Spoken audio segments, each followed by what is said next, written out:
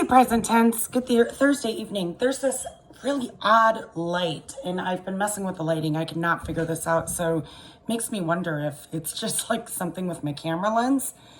Let's hope not. This is not a time for the iPhone to have a problem.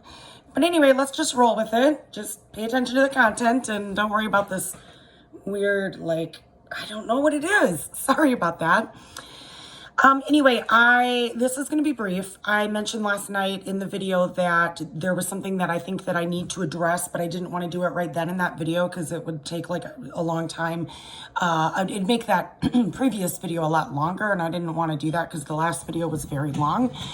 If you have not watched that yet, I would say stop this, go watch that first, and then listen to this because I'm going to pick out one thing that I think is timely. So I said I thought that I should hop on here again Thursday because I think it's really timely and needs to be addressed. And that thing is this feeling of the lack of control that we have right now making us crazy. All right. So I know that a lot of us, when we're feeling like there's this lack of control, we have this tendency to busy ourselves, right? So we're like, oh, I don't like this feeling. I don't want to feel it. I don't want to feel it. So we do step into action, which is what I coach on. And it is a good idea. And I'm not saying you shouldn't distract yourself. Please distract yourself. But are you dealing with those feelings? Okay. Are you properly dealing with those feelings, or are you distracting yourself constantly because you don't want to deal with those feelings? Because what I'm going to tell you is that if those feelings and emotions are not properly dealt with and given the attention that they so need and deserve, they're going to continue to pop up because they're not going to go away. They need to be tended to. So we need this balance between busying ourselves as a distraction and, suppressing these emotions and dealing with these emotions. So we can I know I've mentioned this before. We can come out of this in two ways. We can come out of this completely PTSD, oh my God, this is terrible. Now I've got all this stuff I gotta work on. I gained all this weight. I neglected this, I gotta make up all this time. Or we can come out of it with this tremendous feeling of personal growth and be ready when we get out of this thing, out of this pandemic. So in order to deal with things properly, we need to let ourselves feel these feelings. We need to acknowledge them. We need to ask them what they need. All right. We need to ask them. And then we need to go into a self-care type of practice. It's important to think about what kind of anchor thoughts or anchor activities can make you feel better. And something that can also help you to deal with these emotions rather than suppress them. So some common ideas that people might have are, I'm going to take a nice relaxing bath with some Epsom salt, or I'm going to sit down and journal. Those are two wonderful ways that even if it doesn't sound appealing to you at the time, you can really get a lot of progress in how you're feeling and really get a lot of clarity and give that part of your mind attention. So those are two really positive ways to do it. So again, I want to reiterate though, that if you come up with a general daily schedule with tasks that you can complete, you are going to be keeping your mind and your body busy and productive, and also use self-care time for reflection and to give yourself that much needed attention for, how you're feeling. The times of quiet when you're not busy or when you're really going to experience this feeling of oh my God, right? So you need to talk to that heavy feeling. You need to ask it what it needs. You need to not judge it. You need to self-validate it. Okay, so something like, okay, I'm feeling this way. What is it, for me, Carly, that you need right now? What is it that you need? What is it that this feeling has to say to me? And how can I give that feeling a proper space a respectful, non-judgmental, proper space to speak. Okay, even ask yourself that question. There's no right or wrong answer to it. You'll come up with something. Talk to that heaviness, self-validate, acknowledge it, work it out in journaling, meditation, or even calling a friend. I had a lovely conversation, not even on like a FaceTime, just good old telephone with a friend today because I wasn't feeling very good late last night. And I needed to talk to her, and she was there, and we chatted, and I was feeling better, but it was still nice to be like, hey, I love the fact that you're here for me, and I love the fact that I'm here for you.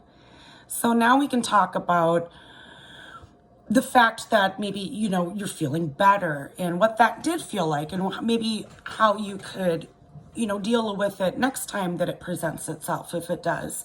But whatever you do, don't ignore it, because what we suppress does tend to grow if it's not dealt with. So if you think about it like a crying baby, you don't ignore or run from a crying baby, right? You tend to its needs. No matter if it's the middle of the night, no matter if it's your baby or someone else's, you tend to that crying baby's needs. So really, just because you're not an infant doesn't mean that your needs are unimportant, okay? So tend to them. Start listing also, another thing that really helps is listing gratitudes. I know I talk about this a lot. And anchor thoughts in your head, things that you're excited to do. And it can really help to write these things down. Something that I was told, and I wish I remembered the source, and maybe it'll come to me, but it's this quote, and you don't have to be religious or anything to benefit from this. But if you think of yourself beyond just being in this body, okay, in this mask, in this, entity, all right, this physical body, that there's more to you. So whether you're religious or spiritual or not, that there is more to you than just what we all see on the outside. A quote that, and I seriously hopefully be able to comment and tell you where I heard it later, because I swear it matters. For some reason, I'm feeling like it matters that I can let you know where I heard it. But anyway, I love this. I am a spiritual being having a human experience. When I remind myself of that the things, the worries, and all this that are going through my head are human, that means they're normal. It means I don't judge them. That means that I tend to them. I respect them. Okay? I am a spiritual being having a human experience. It might even help to write that down and post it somewhere that you walk by often in your home. So that is about, one more thing that can help you. When you're feeling down, one of the things that helps me, even if I don't really feel like it in the moment, is I do something for another person. I try to think of someone else I can lift up and help, whether it be a comment on Facebook, a compliment, something I can do for someone who could use it, or even if I don't know if they could use it. A nice message to a friend, thanking them for being your friend, thanking them for being in your life. You're spreading joy to other people or assistance, and that can make you feel a lot better. Why? Because it's giving you purpose, and it's reminding you of the fact that you are a spiritual being having a human experience, right?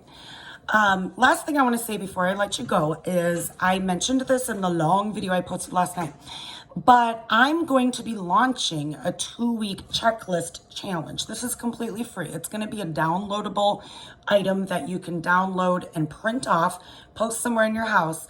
My gym was doing something like this, a 2-week challenge, and I'll give you details later, but it's going to be these a list of things you can choose from every day and get points. And at the end, you submit your points, and I think the gym's incentive is gift cards. I don't even care if I win or not. I just love that right now I am like, yes, give me that, give me that. And I'm starting to do things I never did before, like make my bed, and I get a point. Now my bed looks lovely. I never have made my bed in my life, you guys. Like, seriously, maybe when I was married, because I think my ex-husband liked that. So, like, sometimes I would make the bed. He usually did. I just didn't normally do it. So there's these things that are going to make you feel that you have a little bit more control over the day, and also things that are just healthy to do. So I'm creating my own list, and I'm going to post that over the weekend. And I want you to download it. And when I post it, I have a huge, huge surprise that I will be telling you about when I post it that I think is going to be pretty cool. So I'm going to announce that surprise when I post the downloadable over the weekend, because we're going to start this on Monday. Okay, I'm excited. Okay, so guys, I'm going to let you go. And I hope you have a great rest of your evening. Happy Thursday evening. And take care of yourselves. Reach out if you need anything. Love you all. Mwah. Bye.